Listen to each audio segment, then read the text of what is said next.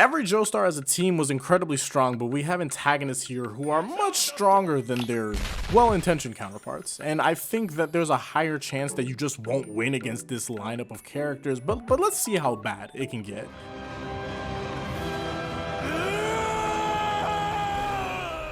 First is the original Dio Brando from Phantom Blood.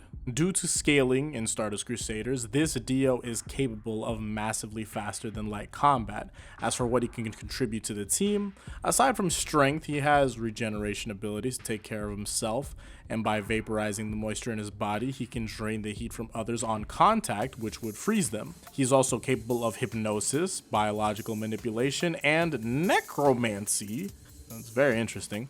And that's a terrifying set of abilities, and the fact that Kars is here, these two can synergize reasonably well. Next is Ultimate Kars. After acquiring the Redstone of Asia, Kars transformed into a being that's close to invincible, invulnerable, or whatever the heck. He became the ultimate life form and has no weakness exactly. With his transformation, he gained the ability to manipulate his biology at will, allowing him to shapeshift and adapt to any situation. He can quickly regenerate from injuries, grow wings to fly, and even produce a tactical protective shell to shield himself, which kept him fine while entirely submerged in molten lava. But that's not all. Ultimate Kars can assimilate the DNA of any creature that he's like encountered, or well, just it's in his biology, and then most likely it has to be on Earth. And this is giving you an example. All right, he can shoot his feathers at you, which he's done, and he can turn said feathers into piranhas and tentacles. If he can turn a feather into a giant tentacle with no drawbacks whatsoever, you can imagine that he has almost limitless capabilities for his powers, as he does not abide by normal things like the rules of mass or energy or whatever. Not only that, but when he had tested out Hamon, he became the greatest wielder of Hamon instantly. His Hamon had an intensity comparable to the sun itself. He's ridiculous. He does not age, he is self-sustaining, he's Ultimate Kars, and to this day I am still surprised that he was defeated.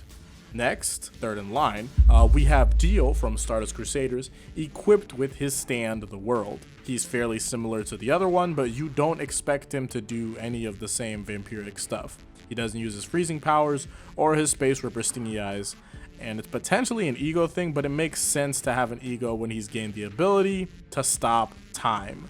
And unlike the Joestar team that we had before, because Dio has himself on the team, the synergy will be at a level that we have never considered because he is himself. He's also one of, or if not like the only stand user who is arguably as strong as his stand. So it's basically like there's 3 Dios on the battlefield. But next we have Yoshikage Kira.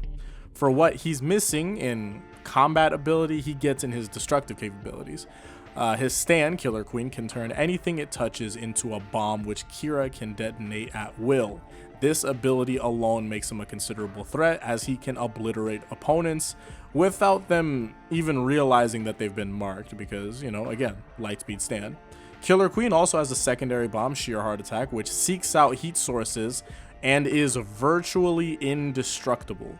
Star Platinum, who is recognized to be the most physically capable stand in all of JoJo, could not do anything to Sheer Heart Attack, which was polarizing, and it's great for scaling. Now, I can also give Kira his Bites of the Dust ability for just the sake of him having it, but in terms of synergy, I'd say it's a good bit odd, because Killer Queen would not be able to be used by Kira, and none of the other bomb abilities while Bites the Dust is active, so he'd lose everything for the use of this ability. Though I will say, Bites the Dust can be a good failsafe, but that's just if everyone wants to do the legwork for Kira. That means that also Kira would have to put Bites the Dust on, I guess, someone like Kars, for example, a non-stand user at the moment.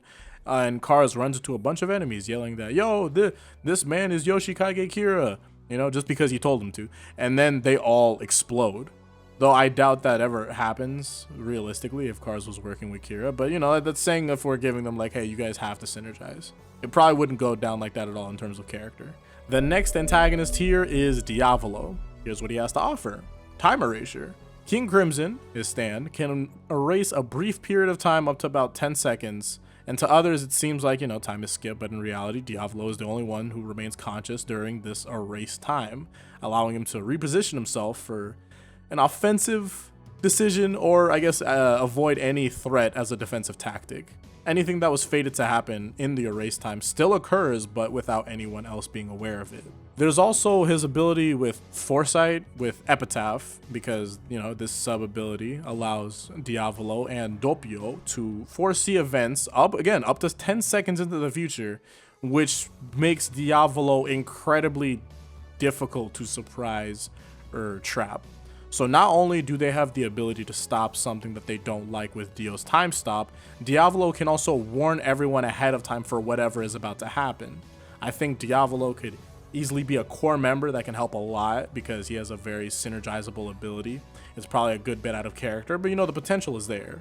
Next is Enrico Pucci, and from what I understand, Whitesnake's abilities still work, but I think Seamoon's abilities are what's evolved into Made in Heaven, and we can't really use them anymore. Now with Made in Heaven, we have time acceleration, because Made in Heaven can accelerate the flow of time while everything in the universe, will begin to move faster. Pucci and his stand, Made in Heaven, will remain at this constant speed, or more so consistent, effectively giving him super speed relative to anything else. Now, if Pucci still has access to Whitesnake's abilities, that means he has the following also, which is his disc creation ability. Whitesnake can extract a person's stand and memories, turning them into separate discs, and, a person whose stand and memories have been extracted just essentially become a lifeless husk in like a vegetative state until the discs are returned. And Pucci could just be like, no, I'm not returning them. There's also his illusion creation, but I guess that's a stretch to consider that he can still do that. I mean, I can understand that the stand disc still exists, which means that the ability does, but, I have yet to see Pucci create illusions in his Made in Heaven form. But at the same time, I guess he had no reason to do so for a while, and it could be argued that he could have used against this in Emporio, but, he was winded and probably was just all around overwhelmed to the point that he wasn't thinking right, yada, yada, yada, to make this all easier. Let's just say that he can do the disc stuff still, and that's it. All right, I can't confirm Seamoon. I just can't. Next is Funny Valentine of Steel Ball Run. His stand, Dirty Deeds Done Dirt Cheap, or D4C for short, is one of the most versatile and powerful stands in the JoJo series. D4C grants Funny Valentine a plethora, yeah, that's a good word, of abilities primarily revolving around the concepts of parallel dimensions. So there's first, dimensional travel. Funny Valentine can move between infinite parallel universes by being sandwiched between two objects, like the ground and the flag, or between two walls, and he can shift himself and others if he wants to an alternate dimension. Then he has dimensional doubles, I guess you can call it. Valentine can pull alternative versions of people or things from these dimensions, and if these two versions of the same thing or person from different dimensions make contact, then they will de-obliterate. They just implode. It's over. He can also avoid any harm or injury that happens to him because he can just pass it on to an alternative version of himself from another dimension, allowing him to escape unscathed. This makes him extremely resilient to damage.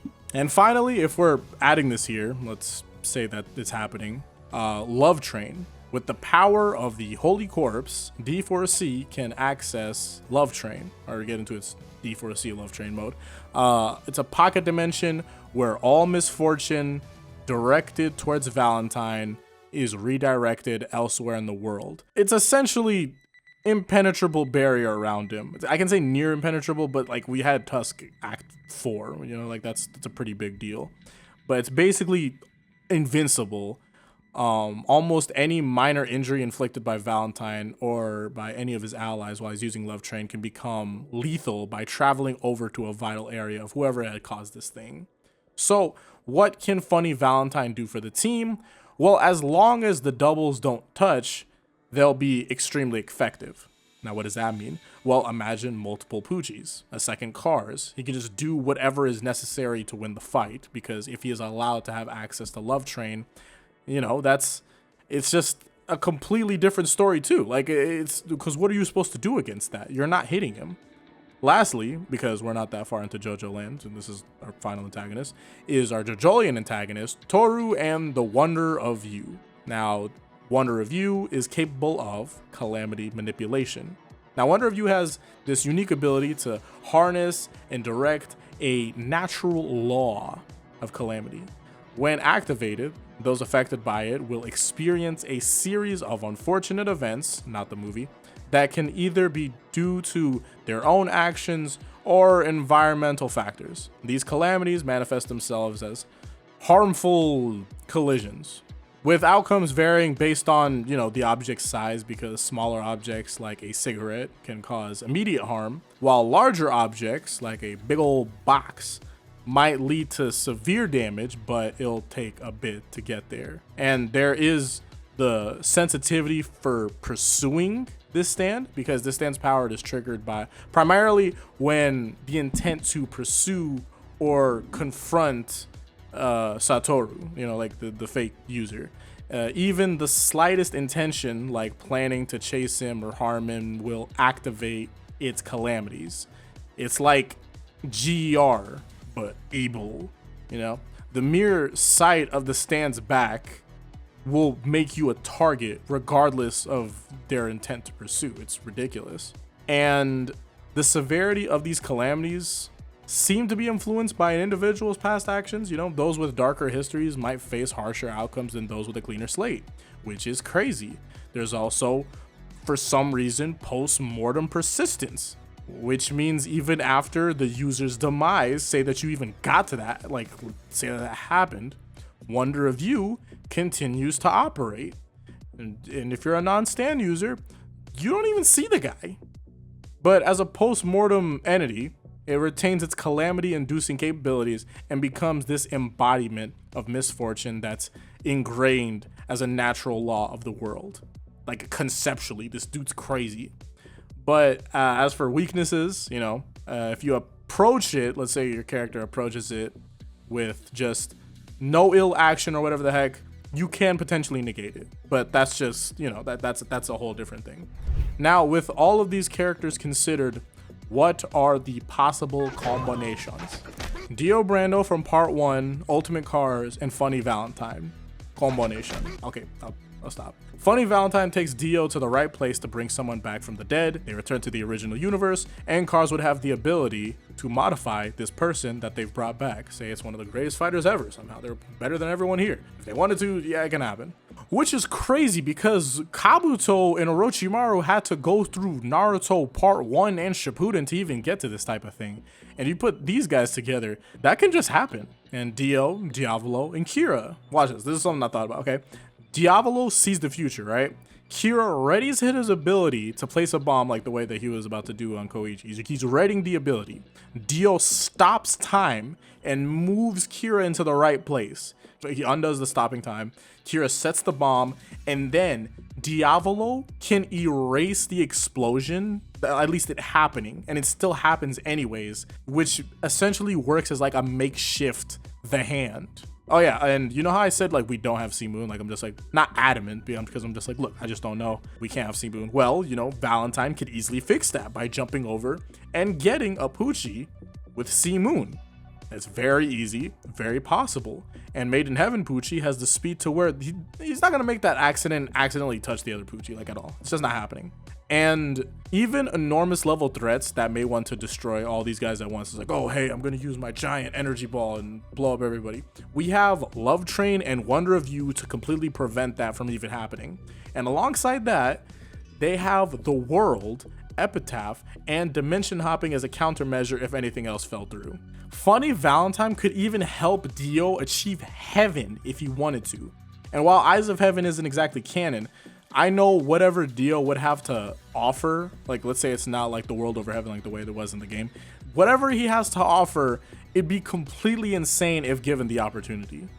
And Pucci, just in general, could remove all your memories at a faster than light speed, massively faster than light speed actually, and then the fight would be over. But if I didn't mention a combination like Sheer Heart Attack, for example, with some sort of other thing that these characters can do, this team is 8 people.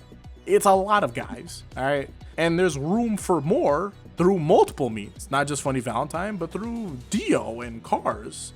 and it's crazy. There's all types of combinations that they're possible, and to the point where I could just make an entirely whole different video about it and just be like, oh man, let's theorize about how well these all can work together. But it would be kind of out of character for all of them because they're all egoists and just crazy. But you know, don't put every Joestar or every JoJo villain on the same team, man, because I promise you, if they really had to win that fight, they will, and you will not. But thank you for watching. I love you all. And hopefully I'll see you all in the next one. Until then, peace out and Godspeed.